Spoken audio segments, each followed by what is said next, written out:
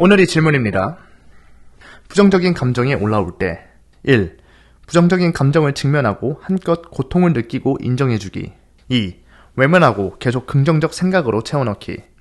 두 개의 상충되는 내용을 어떻게 정리해서 받아들이는 게 좋을까요?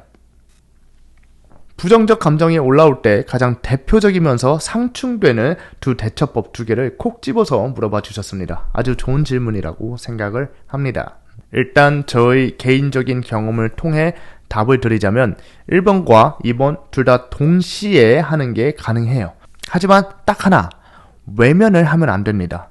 부정적인 감정을 외면하는 순간 인생이 무너질 만큼 정말 큰 부작용들이 일어나거든요. 일단 첫 번째로는 괴리감이 너무 크게 느껴진다는 거예요. 내가 너무 사랑했던 사람과 헤어지거나 빚을 지는 등 나의 심정이 지금 미칠 것 같이 불안하고 슬픈데 억지로 나는 괜찮다 라는 거짓 감정을 주입하면 내가 지금 내 스스로에 대해 거짓말을 하고 있는 거거든요. 물론 그게 선의의 거짓말이지만 나는 지금 일부러 나는 괜찮아 라고 말하는 와중에 감정이 찢어질 듯이 아프다면 내 선의의 거짓말이 가진 의도를 떠나서 괴리감이 너무나도 크게 느껴질 겁니다. 그리고 안 그래도 힘든데 그 괴리감으로 인해 더더욱 내면에 균열이 생기기 시작하고 결국 금이간 유리처럼 정신적으로 더 취약한 상태가 되는 것 같아요. 교통사고가 났을 때도 첫 번째 교통사고보다 그 다음에 생기는 2차 교통사고가 치사율이 7배라고 합니다. 이게 정신적으로도 같다고 생각을 하거든요. 1차로 부정적인 상황을 처했어요. 바로 눈앞에 말이죠. 그건 1차 사고예요. 여기까지는 괜찮습니다. 예수님도 부처님도 다 부정적인 상황에는 처했습니다.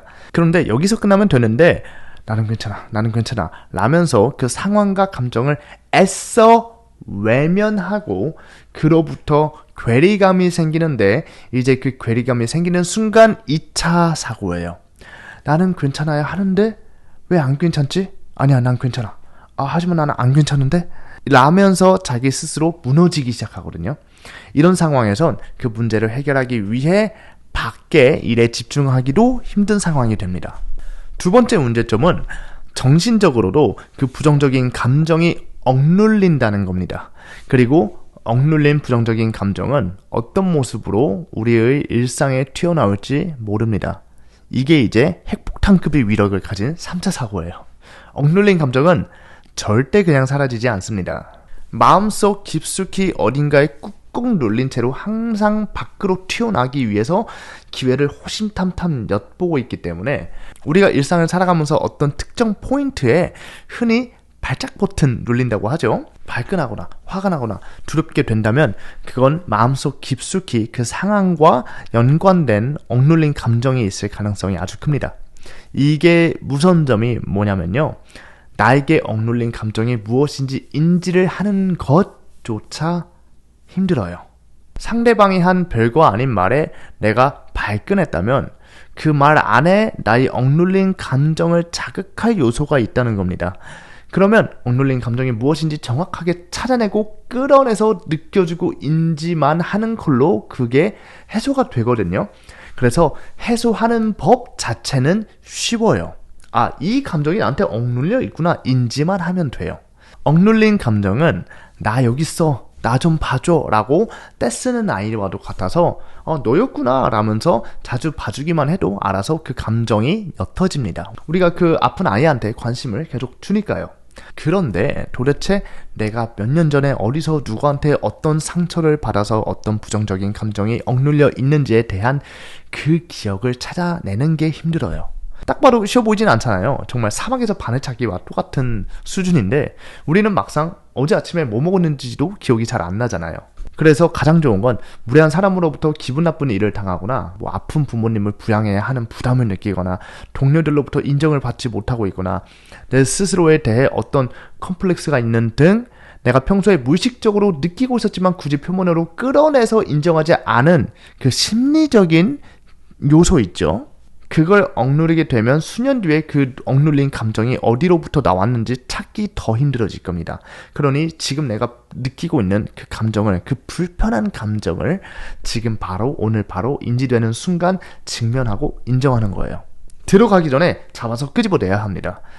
내가 지금 이런 상황이라서 슬퍼, 괴로워, 부담돼, 걱정돼, 그 사람 나 너무 싫어. 그저 이렇게 직면하고 인정하는 것만으로도 그 부정적인 감정이 옅어져요. 이렇게 자기 내면에 있는 그림자들을 해소하는 건 긍정적으로 생각하는 것과는 사실 별개입니다. 그림자를 해소하면서 긍정적인 생각을 할 수 있어요. 하지만 그림자를 외면하고 해소하지 않으면서 긍정적인 생각만 하려고 하면 그때 이건 문제가 됩니다. 그래서 긍정적인 생각도 당연히 좋지만 그것보다도 중요한 게 부정적인 감정을 그대로 인정하고 느껴주는 거라는 걸 꼭 강조하고 싶어요. 예를 들어서 똑같이 돈이 없는 두 사람이 있어요. 그런데 한 사람은 나는 부자야 하면서 애써 그 사실을 외면하지만 첫째, 지금 당장은 똥꼬 찢어지게 가난한 현실을 볼 때마다 괴리감을 느끼고요. 두 번째, 내가 가난하다는 사실을 외면하고 억누르고 있기 때문에 그게 상처가 되고 자격지심을 가질 수가 있어요. 그래서 예를 들어 누군가 자신을 무시하면 내가 돈이 없어서 무시하나? 라고 생각을 할 수 있고요. 혹은 돈이 많은 사람을 보고 질투를 느끼고 욕을 하는 등 억눌린 무의식이 잘못 분출이 될 수 있습니다. 하지만 다른 한 사람은 맞아, 나 지금 가진 거 쥐뿔도 없어. 이 상황에 행복하지 않아. 난 부자가 되고 싶어. 라면서 가난이라는 현실을 그대로 마주하고 인정하고 느껴줍니다. 그렇게 되면 이제 그 사람은 가난이라는 상황에 정신적으로 휘둘리지 않아요. 가난한 건 지금 당장의 현실이지만 그게 무의식에 억눌려 있지 않기 때문에 상처가 되거나 자격지심이 되진 않습니다. 즉 가난을 직면하고 인정하는 순간 가난의 노예가 되지 않고 가난이라는 운명을 극복할 힘을 가지게 되는 거죠. 그렇기 때문에 자신보다 부유한 사람들에게 자격지심을 느끼거나 질투를 하는 게 아니라 오히려 그들을 보고 배우고 가서 질문하고 친구가 될 수 있고요. 그런 식으로 자신의 인생을 조금씩 바꿔나갈 수 있습니다. 그래서 정리하자면 부정적인 감정이 느껴질 때 첫 번째, 부정적인 감정을 직면하고 수용하고 인정하세요. 두 번째, 거기에 긍정적인 생각을 해도 좋습니다. 다만 부정적인 감정을 외면만 하지 마세요. 그게 핵심이라고 생각을 합니다. 오늘도 시청해주셔서 감사합니다. 여러분들이 질문과 사연으로 영상을 만들고 있으니 댓글로 얼마든지 편하게 남겨주시길 바랍니다.